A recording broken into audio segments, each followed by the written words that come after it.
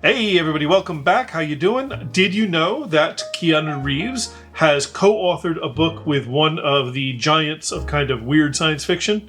Did you know that? I bet you did, because you're all very smart people. Yeah. Keanu Reeves and China Miéville have written the Book of Elsewhere, and that is the Kindle sample that we're looking at today. I was a little bit surprised to hear that they had written a book. I mean, it's been a while, but I've read some of Miéville's work, and it is not easy. That was what I remember from having read it. Is his work is not easy to read. He does not make it quite a walk through the park like maybe another author might. Miéville does make you work for it. I do remember that. And Keanu Reeves, I know he's got a lot of, he's got such a long acting history and producing history and making movies and such. I didn't know that he was in it to start writing. And here he is pairing up with Miéville. So here we go. I saw a little bit on, I think, one of the late night talk shows about it. And so, of course, because Keanu Reeves is writing a book and everybody loves Keanu, I thought I'd give this one a try. So, as I have often said, we do judge by covers here because I got nothing else right now.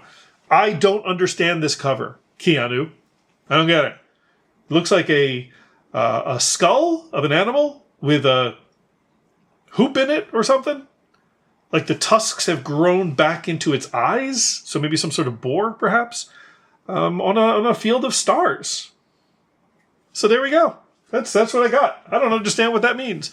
The title, The Book of Elsewhere, I don't know what that means either. So really going into this particular Kindle sample, I'm pretty much going in blind. They're not giving us a whole lot to work with. So why don't we get into that? All right, I'm going to read the sample. We'll come back and I'll tell you what I think. Stick around. Okay. That was a thing. That was a thing. Yeah, that was a thing. That's kind of where I am right now on this one. Let's just get to it, right?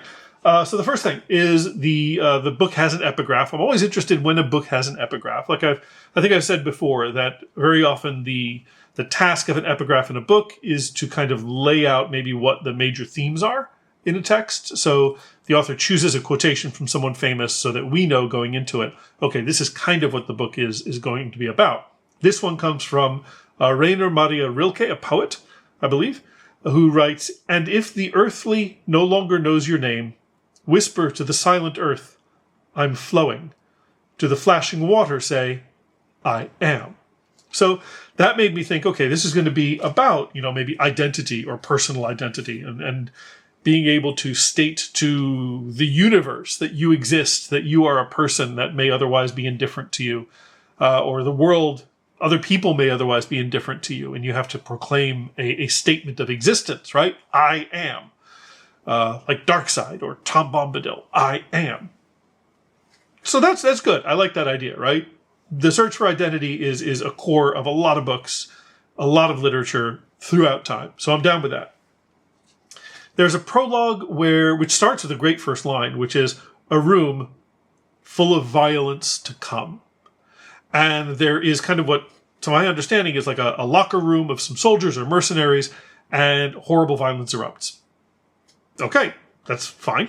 And then we shift to a new sort of section. It's a first-person narrative, a doctor telling a story about somebody, like a patient who can't die, or who does die, but who says, I kill, I die, I come back. And the interesting thing is the doctor is writing about a darkness that engulfs Austria. So it sounds like it's definitely sort of first half of the 20th century, but nevertheless, this is a little sort of diary of a doctor trying to gather his thoughts about a very special patient who dies and comes back to life and who kills for a living.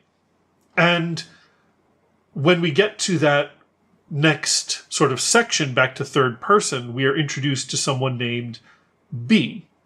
And B, otherwise known as Unute, I think I'm pronouncing it right, is immortal, can get gravely injured, but cannot die.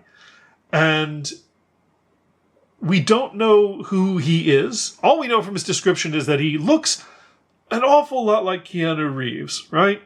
Tall, lanky, dark clothes, long dark hair, beard.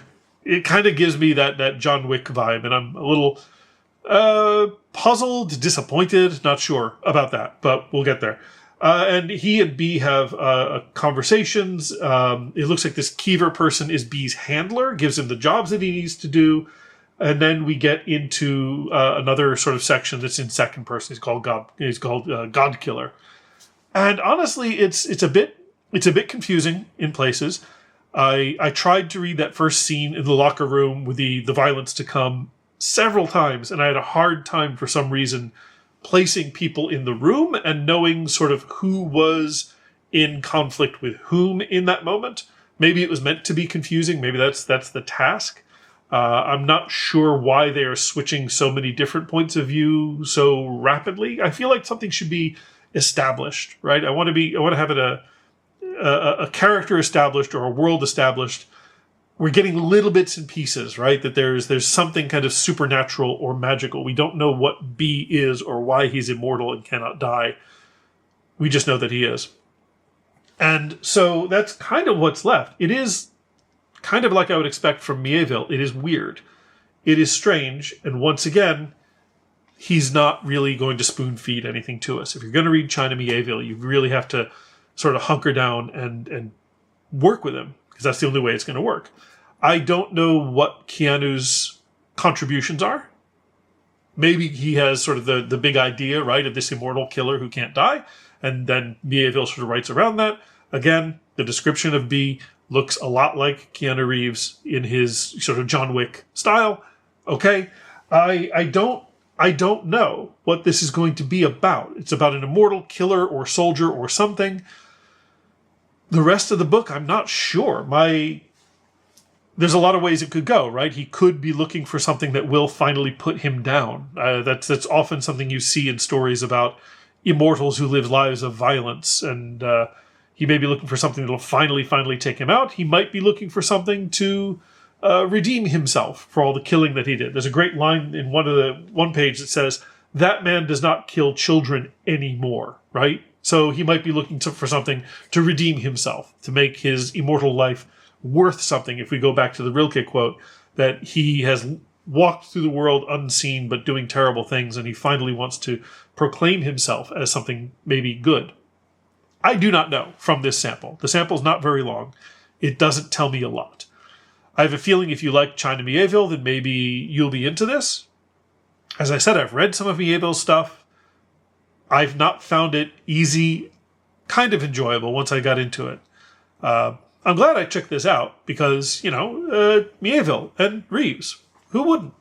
But am I going to read this? I would not read it, right? If somebody gave it to me and said, "Here you go, read this book," I'd be like, "Yeah, sure, I'll read the book." It's not going to be high on my list. There's other books that are going to sort of come before this one. But it is interesting, and I would be interested to see sort of what Miéville and Reeves are putting together and how they make this beginning make sense. So, if you have read this book and you have some thoughts, you have some ideas, right? The Book of Elsewhere. You want to talk about it, you want to tell me what I'm missing because maybe I'm just too dense for Miéville. That is very possible. Let me know. Put it in the comments. I'd love to hear from you. And in the meantime, stick around for another video sooner or later. And thank you very much for coming by. I do appreciate it, as always. All right. See you in the next video. Stay well.